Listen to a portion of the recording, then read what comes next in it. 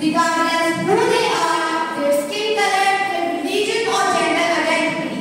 Saying no to the hate speech is a way of safeguarding communities from discrimination, violence and harassment. Many countries have recognized the harm caused by hate speech and have implemented the legal measures to address it.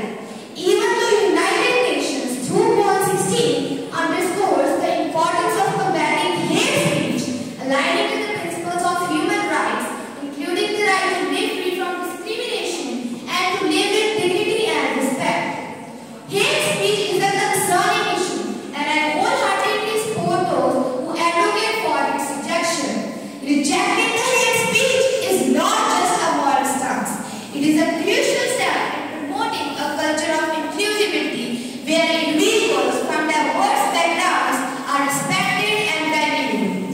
By standing against the hate speech, we pave the way for respectful and empathetic communication, which in turn leads to more constructive dialogue and a deeper understanding, making peaceful conflict resolutions more achievable.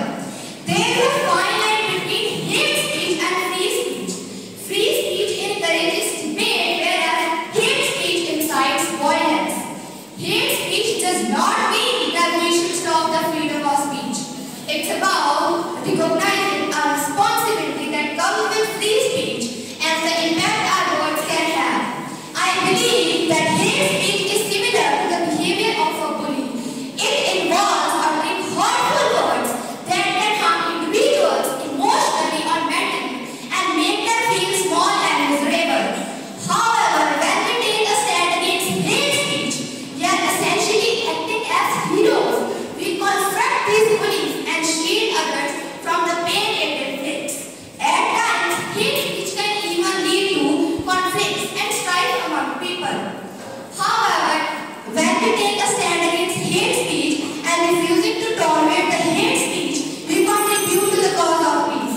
It's like organizing a massive gathering where everyone enjoys a harmonious and happy environment. So let's take up the roles of heroes by unequivocally saying no to the hate speech and take a step towards creating a world where kindness and respect are extended to all. In conclusion, I want to say that darkness cannot drive out darkness, only light can do that. Darkness cannot drive out darkness, only light can do that.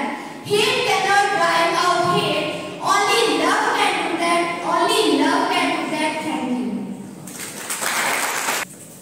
You stand in favor of the hate speech. Can you offer me a solution in order to counter hate speech?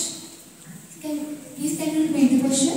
Can you offer me a solution in order to counter hate speech in our society? Actually, there are various examples like Malala Yousafzai.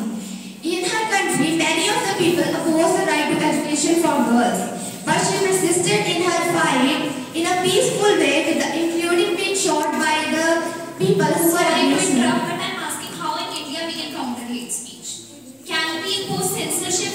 Is it a correct way to counter hate speech? Actually, the Indian Constitution has also given the laws that there is a